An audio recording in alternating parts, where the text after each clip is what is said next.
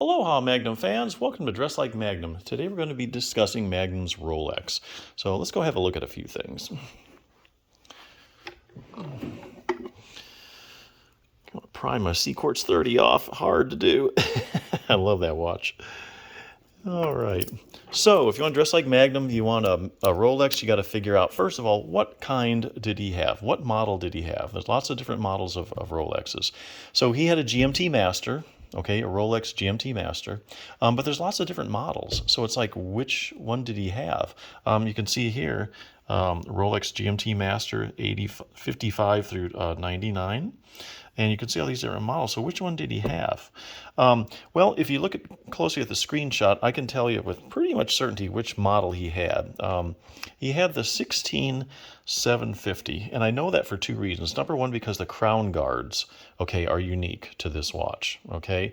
So the crown guards is the first thing. The other thing, that the 24-hour hand here is between the hour and the minute hand. On other models, it basically sits at the bottom underneath the hour and the minute hand, okay? So it's at the bottom. So this is in the middle of these two. So those two things tell me with certainty the one he wore was a 16750. So if you want to go out, you go on eBay. They're running maybe anywhere from $10,000 to $12,000, basically, in decent shape that are running. So yeah, they're not cheap. Keep in mind that Magnum didn't have any money, but he got his from his dad. So anyway, so that's it. Okay, solved. But well, I didn't buy that one, and let me tell you why. There's a couple of reasons. First, we need to talk a little bit about watches. Okay, watches have what they call lume on them. Lume is what makes it glow. And so there's basically, with these models, there's three different types of lume. There's tritium, which is like Swiss T25. So if you see Swiss T25 at the bottom, like Magnums, that means it was tritium. Problem with tritium, it doesn't last that long, only a matter of years, and then it doesn't glow anymore. So it's not just not going to glow anymore. You buy an old one, forget about it. You're not going to be able to see it in the dark. After that, they did come up with Luminova, okay, which was longer lasting, a great lume, and then they came up with Super Luminova. So those are basically the three types of lumes that you'll see on these Rolexes. The other thing we want to talk about is the crystal. The crystal is this clear thing that sits on the top, protects the dial. They made them in acrylic and sapphire, okay? So what did Magnum's made out of? Okay, first of all, his was, like I said, Swiss T25 tritium, doesn't glow anymore. Okay, so I could buy one, but it's not going to glow anymore. Wasn't too crazy about not being able to read it in the dark. The other thing is they were only made with acrylic, so it's going to scratch real easy. So every so often I just have to take it to Rolex and have it replaced. So I wasn't too crazy about that. All right, so then I'm thinking, so what's next in the model line? Well, you have the 16700. That's the first one. That's actually the last model of the GMT Master they made.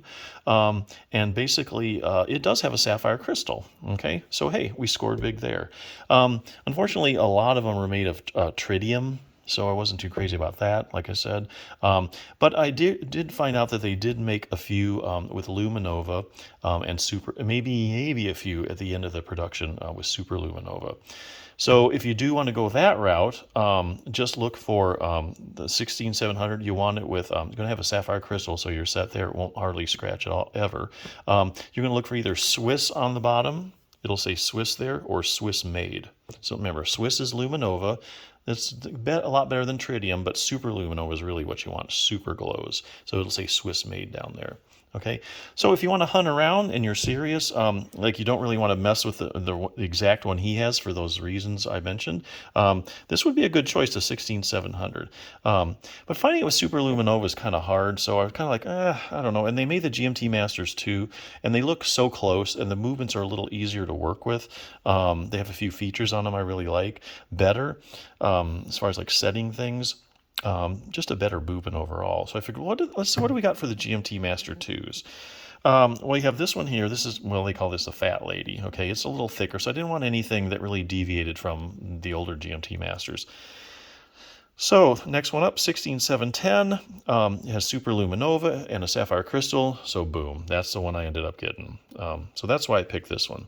Great watch. One of these will last forever as long as nobody steals it from you. That's just the one I picked. But like I say, giving you a total view of everything when you get looking at these, let's say you have $10,000, $15,000. Hey man, I want to buy the exact same one. And you're not worried about the thing glowing, and you might have to send it once a year to Rolex or whatever to have the crystal replaced. You want the 16750. Okay. Other than that, if you really want to hunt around, and you want one in a GMT Master, because the dial will say GMT Master, it won't say GMT Master 2. Look for one, it'll have a sapphire crystal, but look one that says Swiss made at the bottom. So the 16700 that says Swiss made, that's about the best you can do, I think. If you want a real practical one that looks exactly like Magnums, except a little bit of the writing at the bottom. Other than that, you can choose from the other ones. They all look very similar. You'll still have the look and style of Magnum. So there you go. The other last thing I do want to mention, though, is the band on Magnums. The clasp.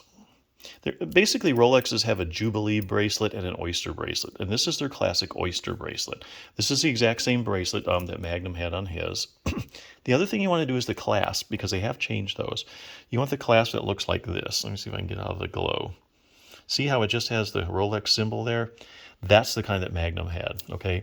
And also the 16710 that I have, it did come with this kind of clasp, so it is proper to the watch. But yeah, make sure that the clasp looks like this, though. You don't want the other fancy ones. I was kind of particular about that. It's kind of hard to get source one and put it on this one, but I managed to.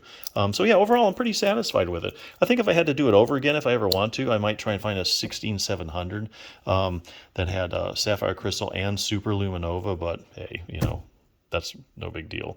Either way, you can't go wrong no matter which one. It's going to look the same. It's going to be pretty darn close, and you're going to be dressing like Magnum. So, all right. Till next time, aloha.